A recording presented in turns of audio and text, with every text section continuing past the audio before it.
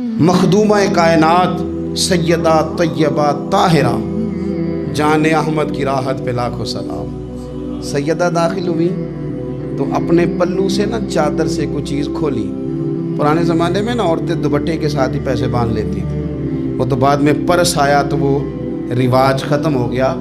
تو دوپٹے سے نا پلو سے کوئی چیز کھولی، پیسے باندھتے تھے لوگ، زیور باندھتے تھے، قیمتی چیزیں۔ لیکن عزت والے رسول کی بیٹی نے وہ جب اپنا پلو کھولا تو روٹی کا ٹکڑا نکلا، پوری روٹی نہیں تھی، آدھی تھی یا اس سے کچھ زیادہ تھی، ایک حصہ روٹی کا نکلا۔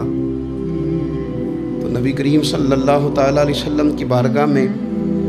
روٹی پیش کر کے عرض کرنے لگی، یا رسول اللہ کئی دنوں کے بعد علی تھوڑی سی گندم لائے تھے، پیسی ہے تو ایک کی روٹی پکی ہے، 2-3 لقمے میں نے کھا لیے تھے تو مجھے آپ کا خیال آیا، تو حضور میں یہ روٹی لے کے آئی ہوں۔ اللہ کے محبوب نے روٹی اپنے دست مبارک پہ رکھی، ایک ٹکڑا ایک لقمہ توڑ کے منہ کے قریب کیا، پھر سیدہ کی طرف دیکھ کے فرمایا، پتر